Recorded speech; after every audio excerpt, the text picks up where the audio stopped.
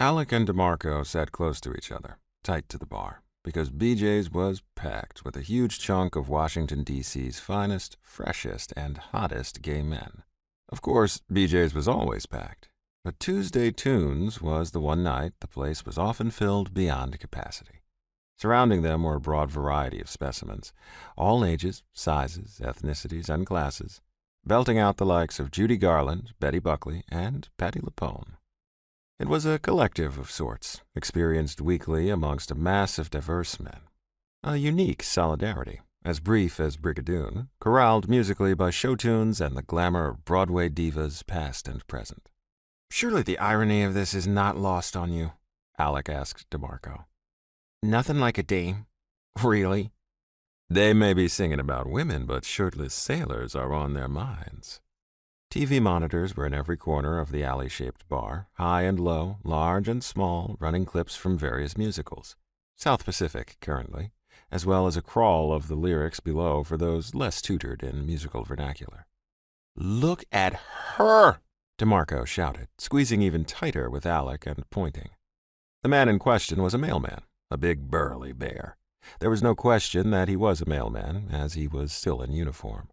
He had a beer mug in one thick, hairy fist and was belting louder and with more animation than any of those surrounding him. "He sounds good," Alec said, grinning with approval. Nothing validated his being part of this community more than these Tuesdays here with Dee.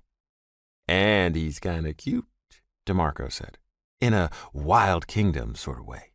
"You're the single one, and he's a little too burly for me." "Oh, please, he's a baby bear. I'd feed him a big bottle." Alec choked mid-sip, beer burning his nostrils. He gazed left through watery eyes. "Wait a minute," he said, nudging Demarco. "Is that?" "Yeah, I think so," Demarco said. "I saw him come in." The person in question was on the opposite end of the bar from the singing mailman. His face was familiar, but somewhat disguised. "Representing the sovereign state of South Carolina," said Demarco, in his deepest southern flair. Alec wasn't completely convinced, but he sure looked a lot like the familiar senator, sans suit and tie.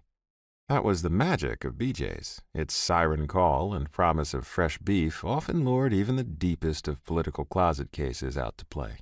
Maybe not as many as during the prior administration, but still. "I miss seeing Barney here." "Everybody does," said Demarco. "But little Miss Thing over there is hiding beneath a ball cap and glasses. Barney would buy us around and belting it out with the mailman." "Speaking of which," said Alec, noticing the muscled, shirtless bartender bringing their drinks. "Compliments of Mac," he shouted over the music. "Thanks, sweetie," said Demarco, pushing his empty highball toward the hunky booze slinger.